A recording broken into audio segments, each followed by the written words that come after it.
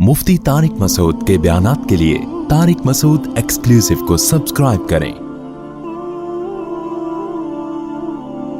Tariq Masood exclusive.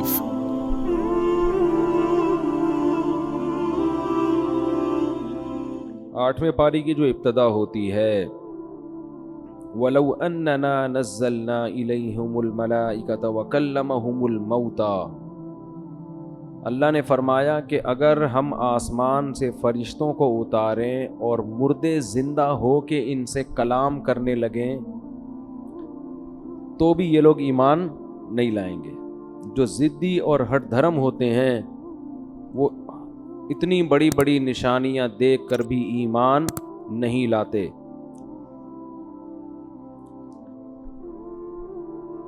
अल्लाह ने इस पारे में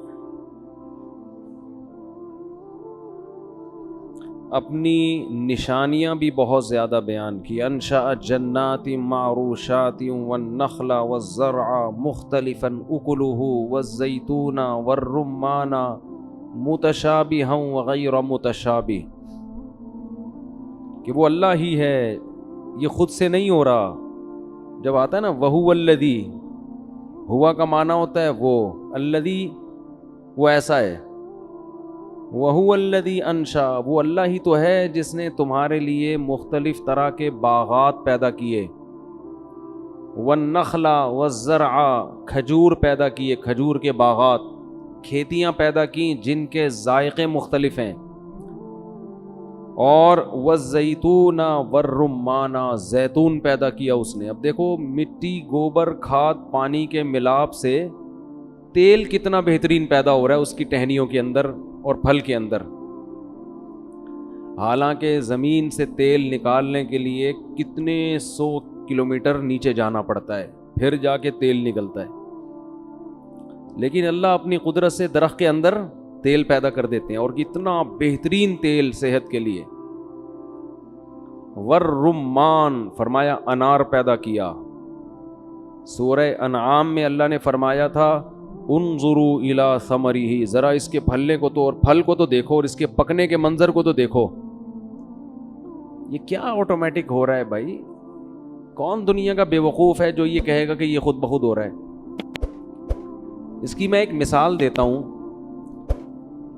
कि देखो रमज़ान था, ये माइक की आवाज़ थोड़ी कंट्रोल करें, गूंज रही है बहुत ज़्यादा, इसको कम करें थोड़ा सा।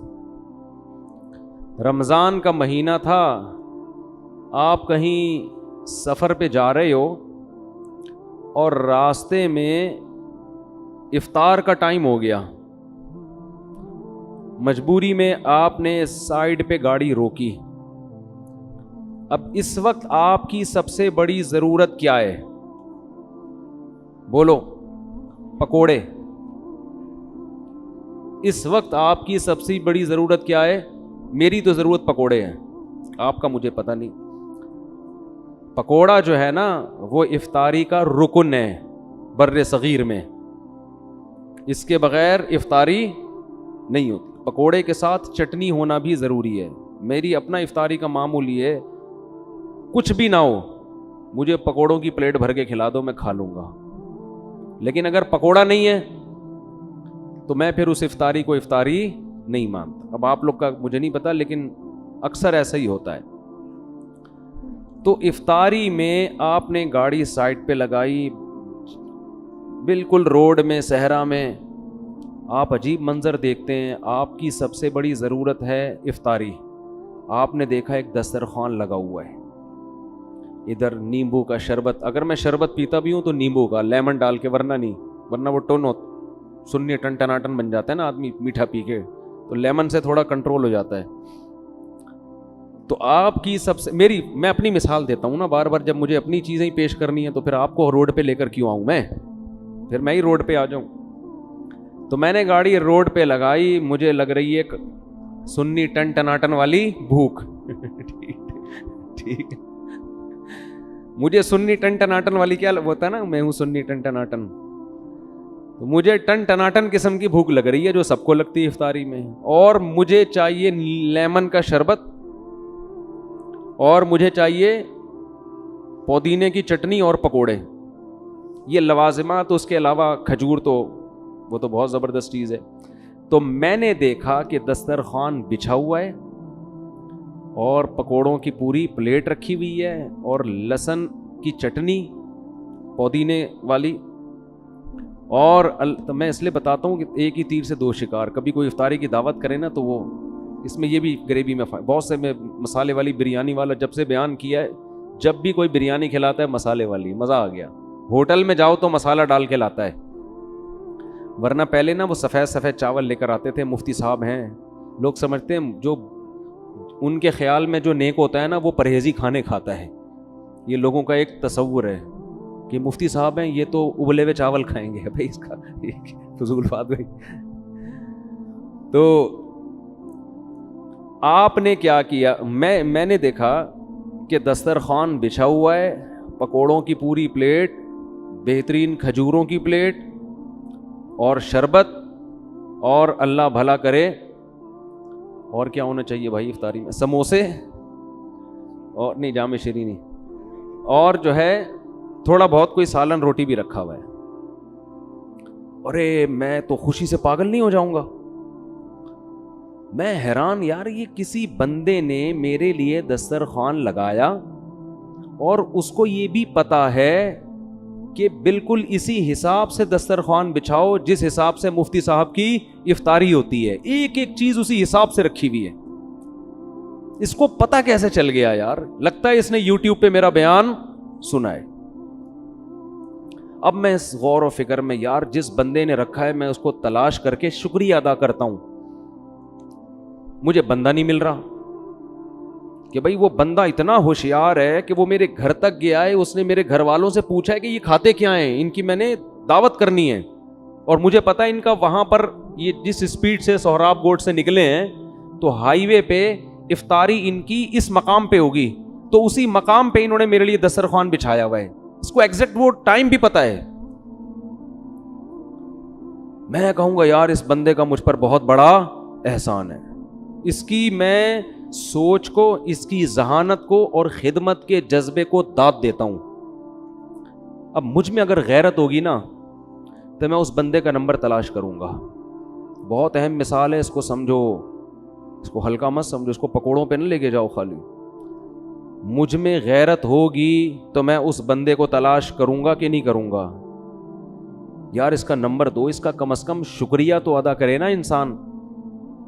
صبح سے بھوکے پیاسے, افطاری کا ٹائم, ایگزیکٹ وہی چیزیں اور ایسی لوکیشن پہ کہ اس کو پتا تھا کہ غروب آفتاب جب ہوگا تو مفتی صاحب کی گاڑی یہاں کھڑی ہوگی. اتنے میں کیا ہوا, مجھے بندہ نہیں مل رہا کہ میں شکریہ ادا کروں. اتنے میں ایک سائنسدان آ گیا میرے پاس, جو بڑے افلاطون اور بڑی بڑی تھنکنگ جن کی ہوتی ہے نا, بہت اونچی سوچ. وہ لمس یونیورسٹی کے پروفیسر تھے, فرض کر لو کوئی سائنٹسٹ تھے اور یونیورسٹی میں بہت بڑی پوسٹ پر ہیں. ان کا فون آیا, میں نے کہا حضرت ایسے دسترخوان, اور میں تو حیران ہو گیا بھائی, واہ واہ واہ, مجھے بندہ نہیں مل رہا. انہوں نے کہا بھائی ضروری نہیں ہے کہ یہ کسی بندے نے بچھایا ہو, یہ ضروری بولو نا نہیں. ایکچولی ہم ہر چیز کو سائنس کی روح سے دیکھتے ہیں. ہم ہر چیز کو کس روح سے دیکھتے ہیں؟ سائنس کی روح سے. یہ ضروری نہیں ہے دسترخوان لگایا ہو, شربت وربت. ایکچولی اگر ہم ڈارون کی تھیوری پہ غور کرتے ہیں نا, ڈارون کی, تو تھیوری یہ بتاتی ہے کہ اربوں کھربوں سال میں ایسا ممکن ہے کہ کپاس بن کے ایک دسترخوان خود بخود وجود میں بولو آ جائے, اور کروڑوں اربوں سال میں اس بات کا امکان ہے کہ ایک دھماکے کے نتیجے میں وہ دسترخوان بولو بچھ جائے, اور کھربوں سال میں اس بات کا امکان ہے کہ شیشے جڑ جڑا کے ایک جگ اور اس میں نیمبو نچڑ جائے اور بیسن پیدا ہو جائے وغیرہ وغیرہ وغیرہ وغیرہ. آگے جب پھینکنی ہے تو کیا آدمی ممبر پہ بیٹھ کے اس کو بتائے یار. تو اس لیے آپ کو یہ تلاش کرنے کی ضرورت نہیں ہے کہ یہ دسترخوان کس نے بچھایا. یہ ایک سائنسدان گزرا ہے, اس کی تھیوری ہے جس میں آٹومیٹیکلی بھی خود بخود بہت سارے کام ہو جاتے ہیں. میں مان لوں گا, بولو نا یار. میں کہوں گا یار اگر دسترخوان نے بچھنا تھا پوری دنیا پڑی ہے, کہیں بھی بچ جاتا. سب سے پہلی بات, ادھر ہی آ کے کیوں بچھائے؟ اس کو کس نے بتایا کہ میرا روزہ اس ٹائم پہ یہاں افطار ہوگا؟ نمبر 2, اس میں وہ تمام چیزیں کیوں آئی ہیں جن کی مجھے اس وقت ضرورت ہے, بالکل میرے حساب سے. لا الہ الا اللہ, خدا کی قسم اس سے زیادہ عجیب کام ماں کے پیٹ میں ہو رہے ہوتے ہیں جب بچہ بن رہا ہوتا ہے. پورے بچے کا اسٹرکچر تیار ہو رہا ہے, آنکھ, ناک, کان, دل, دماغ, جگر, ہر چیز, اور ادھر بچہ دنیا میں آیا اور ماں کی چھاتی میں دودھ پیدا ہو گیا. جیسے ادھر افطاری کا ٹائم ہوا نا, اور دسترخوان پہ کیا رکھے ہوئے ہیں؟ پکوڑے. بھائی یہ آٹومیٹیکلی اگر ہو رہا ہوتا تو یہ بچے کے پیدا ہوتے ہی ماں کی چھاتیوں میں دودھ کیوں آ رہا ہے؟ پیدا ہونے سے پہلے کیوں نہیں آ رہا ہے؟ بھائی میں کہوں گا نا یونیورسٹی کے پروفیسر سے کہ اگر یہ دسترخوان خود سے بچھا ہے تو 2 گھنٹے پہلے بچ جاتا نا. ادھر میری گاڑی ادھر آ کے ٹھک کر کے رکی اور ادھر وہیں پہ ایگزیکٹ اسی ٹائم پہ کیوں ہے یہ؟ اس کا مطلب جس نے یہ دسترخوان بچھایا ہے اس کو میری ضرورتوں کا علم ہے. دسترخوان پہ پکوڑوں کا سج جانا اتنا عجیب نہیں ہے جتنا بچے کے پیدا ہوتے ہی اس کی ضرورت کے لیے ماں کی چھاتیوں میں فوراً دودھ کا اتر جانا اس سے زیادہ عجیب ہے. کیونکہ مجھے پکوڑوں کی اتنی ضرورت نہیں ہے جتنی بچے کو پیدا ہوتے ہی دودھ کی ضرورت ہے. جس حساب سے بچہ پیدا ہو رہا ہے اسی حساب سے اسی کوانٹٹی اور کوالٹی کے حساب سے ماں کی چھاتیوں میں دودھ آ رہا ہے. ایسے موقع پہ بچے کو چاہیے کہ جب وہ بڑا ہو جائے تو وہ غور کرے کون تھا جس نے پیدا ہوتے ہی میری ماں کی چھاتیوں میں دودھ پیدا کر دیا. وہ تلاش کرے اس رب کو جو یہ کام کر رہا ہے. اگر وہ رب کو تلاش نہیں کرتا اور وہ کہتا ہے یہ خود بخود ہوا ہے, تو اللہ کی قسم اس سے بڑا ناشکرا دنیا میں کوئی بھی نہیں ہے. نہیں آ رہی بات میرا خیال. اور ادھر تو ایک اتفاقی واقعہ کہ میں غروب آفتاب کے وقت ہائی وے پہ ایک جگہ پہنچا ہوں اور میرے لیے دسترخوان سج گیا. اس ایک واقعے کو آپ اتفاقی ماننے کے لیے تیار نہیں ہو. ادھر کروڑوں انسان پیدا ہوتے ہیں, ہر انسان کے پیدا ہوتے ہی ماں کی چھاتیوں میں اس کی افطاری کا انتظام موجود ہوتا ہے, اور اسی وقت ہوتا ہے جب بچہ پیدا ہوتا ہے. اور جو مجھے افطاری میں میری ریکوائرمنٹ تھی نا وہ ساری چیزیں رکھی ہوئی ہیں. بچے کی جو ریکوائرمنٹ ہوتی ہیں وہ تمام چیزیں ماں کے دودھ میں موجود ہوتی ہیں. اس کا مطلب یا تو یہ دودھ بڑا سمجھدار ہے, اسے پتا ہے کہ میں نے کب پیدا ہونا تھا, یا ماں بڑی ذہین ہے, بڑی کلاکار ہے کہ اس کو پتا ہے کہ میں نے اب روٹی سے دودھ بنانا ہے, یا بچے کی کھوپڑی بڑی تیز ہے, وہ آنے سے پہلے آرڈر دے کے دودھ کا انتظام کر رہا ہے. اگر یہ تینوں یہ کام نہیں کر رہے اس کا مطلب کوئی اور ذات ہے جسے انسان کی ضرورتوں کا علم ہے. اسے یہ پتا ہے کہ جب یہ پیدا ہوگا تو اسے کتنی کوانٹٹی میں کس قسم کی غذا چاہیے, سے پکوڑے چاہیے, سموسے چاہیے, روٹی چاہیے یا دودھ چاہیے. اسے پتا ہے دودھ چاہیے, لہذا پیدا کیا ہوتا ہے؟ دودھ پیدا ہوتا ہے. نہیں آ رہی میرا خیال ہے بات سمجھ میں. اس لیے اللہ قرآن میں کہتا ہے اکفرت بالذی خلقک من تراب, تم کیسے اس ذات کا انکار کر دیتے ہو جس نے تمہیں مٹی سے پیدا کیا. سائنسدانوں کی باتوں میں آ کے جہنم کی آگ کا ایندھن مت بنو, یہ بتا دوں میں. قرآن سیدھی سیدھی دھمکی لگاتا ہے آگ میں پھینکوں گا میں, آگ میں.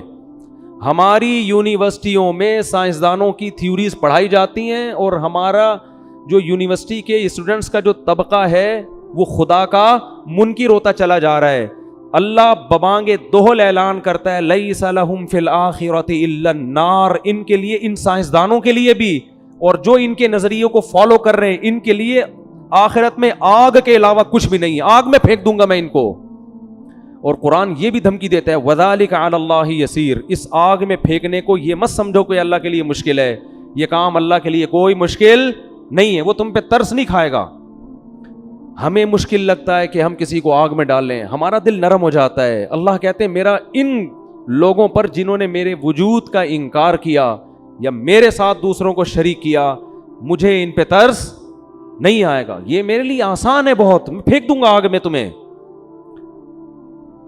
تو بھائی اپنے ایمان کو مضبوط کرو. قرآن کیسے دلائل دیتا ہے کہ یہ جب چیزیں پیدا ہو رہی ہیں, انار کی ٹہنی زمین میں لگتی ہے, کیسے قدرت کے خزانے حرکت میں آتے ہیں بھائی, کیسے بڑا ہونا شروع ہوتا ہے, ایک حد تک بڑا ہو کے اس میں پھول پیدا ہو جاتے ہیں, آٹومیٹک سارا سسٹم, ایسے سافٹ ویئر انسٹال ہو گئے ہیں, اس میں پھول پیدا ہوتے ہیں, وہ مکھیوں کو اپنی طرف مائل کرتے ہیں, پھر ان میں نر مادہ میں ملاپ ہوتا ہے, پھر پھل پیدا ہوتا ہے, پہلے کچا ہوتا ہے, پھر ہوتے ہوتے ہوتے ہوتے اب یہ وقت آتا ہے, قرآن کہتا ہے انظروا الی ثمرہ, اب اس کے پھل کو دیکھو, رزلٹ کیا نکل رہا ہے, کیا بویا تھا زمین میں اور رزلٹ کیسا بہترین رزلٹ. یہ تو خوبصورت پیکنگ میں بنا کے تمہارے لیے انار پیش کیا جا رہا ہے, یہ خود بخود نہیں ہوتا. پیکنگ میں جو چیزیں پیش کی جاتی ہیں وہ کمپنی نے پیک کی ہوتی ہیں, خود بخود پیکنگ نہیں ہوتی. ارے آپ کہیں جا رہے ہو اور کوئی چیز اوپر سے گر گئی آپ کے اوپر, کوئی آم گرا ٹھڑک کر کے آپ کے سر کے اوپر, یہ آٹومیٹک ہے, ٹھیک ہے نا. لیکن جب کوئی آپ کو آم کی پیٹی کا گفٹ دیتا ہے تو خوبصورت پیکنگ میں, اللہ ان پھلوں کو جو پیدا کرتا ہے, ان پھلوں کو ایک خوبصورت پیکنگ دی ہے اس نے. انار کی کیسی بہترین پیکنگ ہے, اس کے اندر قرآن کہتا ہے حبم متراکبا, جتنے بھی دانے والی چیزیں ہیں نا, اللہ کہتا ہے ان کے دانے بے ڈھنگے نہیں ہوتے, متراکبا, راکب کہتے ہیں سوار, متراکب ترتیب کے ساتھ ایک دوسرے پہ یہ دانے سوار ہوتے ہیں.